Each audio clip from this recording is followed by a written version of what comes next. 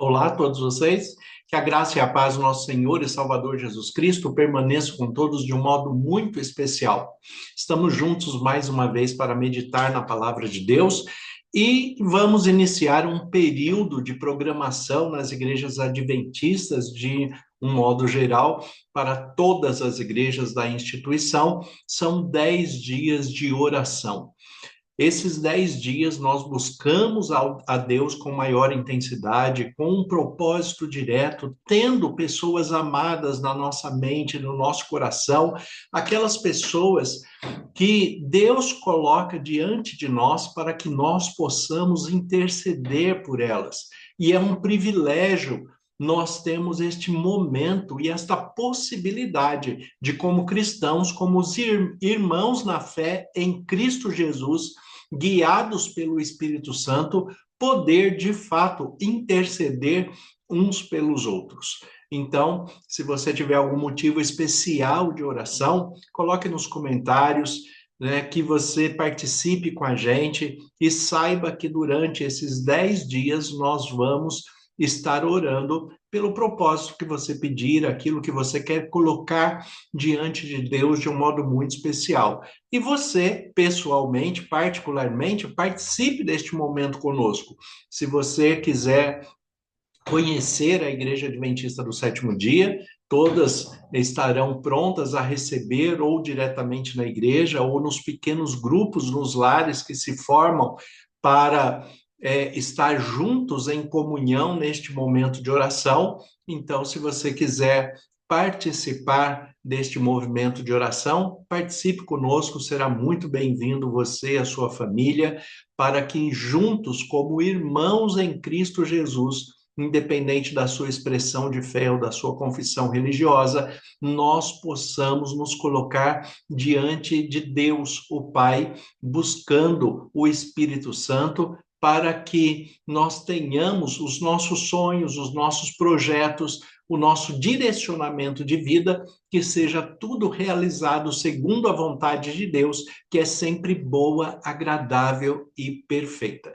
Então, saiba que Deus está atento às suas necessidades, Deus está atento às suas orações, os seus ouvidos estão inclinados e ele sabe o propósito e as intenções dos corações. Então, saiba que Deus está cuidando de você de um modo muito especial. E aqui no texto bíblico, um texto que tem me chamado a atenção já há algum tempo, Tiago, capítulo 5, a partir do versículo 12 em diante. Tiago, capítulo 5, a partir do versículo 12 em diante, onde nós temos biblicamente a instrução da unção, né? Quando nós estamos levamos a unção de Jesus Cristo para aqueles que vão ser cuidados de um modo especial diante de Deus, que precisam de uma graça especial diante de Deus, de um cuidado particular. Então, o texto bíblico nos orienta a fazer desta forma. Então, Tiago, capítulo 5, a partir do versículo 12 em diante, o texto nos diz assim: acima de tudo, porém, meus irmãos, não jureis pelo céu, nem pela terra, nem por qualquer outro voto. Antes, seja o vosso sim, sim, e o vosso não, não, para não cairdes em juízo. Está alguém entre vós sofrendo? Faça oração. Está alguém alegre? Cante louvores. Está alguém entre vós doente? Chame os presbíteros da igreja e estes façam oração sobre ele, ungindo-o com óleo em nome do Senhor. E a oração da fé salvará o enfermo, e o Senhor o levantará. E se houver cometido pecados, ser-lhe-ão perdoados. Confessai, pois, os pecados uns aos outros, e orai uns pelos outros, para serdes curados. Muito pode, por sua eficácia, a súplica de um justo. Elias era homem semelhante a nós, sujeito aos mesmos sentimentos, e orou com instância para que não chovesse sobre a terra, e por 3 anos e 6 meses não choveu. E orou de novo, e o céu deu a chuva à terra, e a terra fez germinar os seus frutos. Meus irmãos, se alguém entre vós se desviar da verdade e alguém o converter, sabei que aquele que converte o pecador do seu caminho errado salvará da morte a alma dele e cobrirá a multidão de pecados. Olha a importância da intercessão, a importância da oração. Nós, como filhos de Deus, nós, dirigidos, direcionados pelo Espírito Santo, nós temos que estar em oração sempre, buscando compreender qual seja a vontade de Deus para nós naquele dia, naquele momento, nas decisões que nós temos que tomar, nos caminhos que nós vamos trilhar. Nós sempre temos que buscar o direcionamento de Deus. Por quê? Porque Ele conhece as nossas intenções, os nossos propósitos, os desígnios do nosso coração, e Ele sabe o melhor caminho a ser trilhado. Você já parou para pensar que Deus, ele já sabe quem você é e já te conhecia muito antes de você nascer? Muito antes de você ser um ser físico, você já era alguém que participava da mente de Deus. Deus já conhecia você e ele já sabe todos os seus planos, os seus propósitos e as suas intenções. Então, quando nós nos voltamos à oração, nós estamos buscando compreender aquilo que Deus já sabe de nós, para que nós possamos nos desviar do mal e escolher o bem. E é isto que a Bíblia chama de maturidade. Mas Deus sabe que nós temos problemas, temos dificuldades, nós temos limitações na nossa humanidade, principalmente por causa da ação do pecado. Então, como lidar com essas dificuldades? Como lidar com aquilo que vem trazer sofrimento, trazer dor, trazer angústia? Como lidar com essa situação? Então, nós temos aqui no texto bíblico o versículo 13, onde vai nos orientar. Não, Tiago 5,13, o texto diz assim: está alguém entre vós sofrendo? Tem alguém entre vocês sofrendo? Você está sofrendo por algum motivo? Este motivo do sofrimento é um motivo justo, é um motivo que deve gerar realmente atenção, preocupação, porque muitas vezes nós nos envolvemos em sofrimentos que poderiam muito bem ser evitados, mas outros não dependem de nós. Aí nós temos a diferença da provação e da tentação. A tentação é aquilo que está dentro do meu controle. A provação, ela vem sem eu ter controle algum. E eu vou passar por aquela situação, mesmo que ela seja complexa, mesmo que ela seja difícil, que ela seja muitas vezes dolorosa. Mas Deus vai me dar sabedoria, discernimento, forças suficientes para que eu vença este período, para que eu vença este propósito. Então, o texto fala: está alguém entre vós sofrendo? Faça oração. Se está sofrendo, faça uma oração. E se está alegre, cante louvores. O louvor é uma oração cantada. É muito interessante como nós cantamos, como nós oramos através das músicas, através das canções que nos remetem à espiritualidade. As músicas que trazem boas reflexões, músicas que são sólidas dentro da palavra de Deus. Existem muitas músicas que tratam exatamente de textos bíblicos e da nossa relação da vida cristã.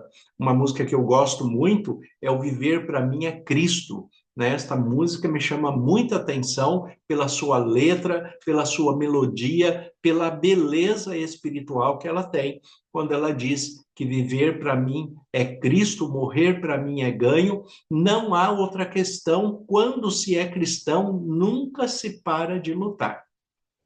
Quando se é cristão, não se para de lutar. Porque nosso objetivo é alcançar o céu. Nosso objetivo é estar com Cristo Jesus por toda a eternidade. O nosso objetivo é ter as pessoas que nós amamos ali na eternidade conosco. Então, o viver é Cristo. O que significa isto? Viver para mim é Cristo. Viver para mim é viver debaixo da autoridade de Cristo, dos ensinos de Cristo, na maneira que ele me orienta, na maneira que ele se apresenta a mim todos os dias. Então, o viver para mim é Cristo e o morrer para mim é lucro, que é um texto bíblico, mas por que a Bíblia fala isso? O apóstolo Paulo se refere desta maneira: viver para mim é Cristo, porque eu estou debaixo da sua autoridade. O morrer para mim é lucro, porque se eu morrer debaixo da autoridade de Jesus Cristo, eu sei que eu vou ser ressuscitado por ele para viver na vida eterna. Então, viver para mim é Cristo, o morrer é lucro, porque aí eu já vou estar cumprindo toda a minha missão aqui na terra como cristão e estarei aguardando a ressurreição para a eternidade.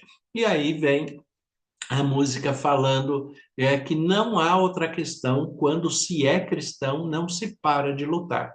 Quando se é cristão, não se para de lutar contra o pecado, contra as adversidades, contra aquilo que ofende a Deus. Quando se é cristão, nós não paramos de lutar muitas vezes contra os nossos desejos que nos afastam de Deus.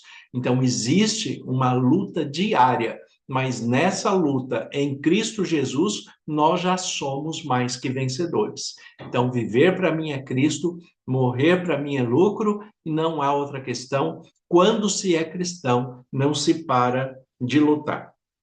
E aí o texto aqui, ele continua: está alguém entre vós doente? Chame os presbíteros, os líderes da igreja, e estes façam oração sobre ele, ungindo com óleo, em nome do Senhor. Façam a oração sobre ele, ungindo com óleo, em nome do Senhor. A unção com óleo representa a separação daquela pessoa aos cuidados especiais de Deus pelo Espírito Santo. Então, os líderes da igreja são chamados para fazer a unção com óleo, mas o que vai, de fato, alcançar o propósito é o que o texto fala aqui no versículo 15. E a oração da fé salvará o enfermo, e o Senhor o levantará. E olha o poder da oração diante de Deus. Se houver cometido pecados, ser-lhe-ão perdoados. Se tiver cometido pecados, ser-lhe-ão perdoados. Por quê? Porque Deus, durante a oração, ele está vendo, né, o seu coração, a sua intenção, os seus propósitos, a sua sinceridade, a sua honestidade. Então, mesmo que houver cometido pecados, mas houve arrependimento, houve confissão, houve contrição diante do amor de Deus, então esses pecados também serão perdoados. Se houver cometido pecado, serão perdoados. Olha o poder da oração, observe o poder da oração. Não somos nós, é claro, que perdoamos pecados, somente Deus tem o poder de perdoar pecados, mas nós apresentamos aquela pessoa em oração diante de Deus, aquela pessoa vai ter a sua comunhão pessoal com Deus, e diante da sua comunhão pessoal, da sua confissão pessoal e do seu arrependimento sincero, ela é perdoada, recebe a graça de Deus, seus pecados estão perdoados pelo próprio Deus. Se houver cometido pecados, ser-lhe-ão perdoados. E aí, o versículo 16 nos instrui: confessai, pois, os vossos pecados uns aos outros, e orai uns pelos outros, para serdes curados. Confessar os pecados uns aos outros. O que significa isso? Significa que naquilo que eu tenho dificuldade, naquilo que eu estou limitado, naquilo que eu preciso de uma orientação pela palavra de Deus, eu tenho que buscar ajuda de alguém de confiança, de alguém que eu sei que vai me orientar dentro da palavra de Deus, de alguém que vai me abraçar e não me julgar pela minha limitação, pelo meu erro, por aquilo que foi cometido, mas que realmente me ama e quer me colocar diante de Deus e vai me orientar para que aquilo seja corrigido. Então, mesmo que houver cometido pecado, confessar uns aos outros, né? E orai uns pelos outros. E aqui o texto fala que muito pode, por sua eficácia, a súplica de um justo. E ele dá o exemplo do profeta Elias. Elias era um homem exatamente como qualquer um de nós, mas ele orou e por 3 anos e meio não choveu, porque foi esse o pedido que ele fez na oração. E depois ele orou de novo e a chuva veio. E o que ele está colocando aqui é que a sua oração é tão ouvida por Deus quanto a oração de um profeta. Deus ouve a todos, sem fazer distinção. Deus não faz acepção de pessoas. Então, você pode se colocar diante dele em oração, deixar ele cuidar de você, porque, de fato, você está sendo ouvido por Deus e vai ser atendido pelo poder dele na sua vida. Então, confie, entregue a Deus os seus planos, os seus projetos, os seus sonhos, as suas dificuldades, as suas adversidades. Deixe Deus cuidar de você. Deus, ele não vai ouvir mais a oração de um pastor, a oração de um líder religioso, a oração de um profeta. Não, ele ouve a sua oração com sinceridade, com integridade, com honestidade e sabe o que você precisa. Então, se coloque diante de Deus, deixe ele cuidar de você. E aqui ele fala: muito pode, por sua eficácia, a súplica de um justo. Muito pode, por sua eficácia, a sua oração diante de Deus. Então vamos orar, vamos falar com Deus. Senhor, nosso Deus e Pai, nós te agradecemos pela tua palavra que é viva e eficaz. Como ministro do Evangelho, em nome de Jesus, eu peço as tuas bênçãos sobre todos aqueles que estão nos acompanhando e cada família por eles representada. Que o Senhor esteja agindo em cada necessidade, cuidando de cada limitação, de cada dificuldade e que todos sejam guiados pelo teu Espírito Santo.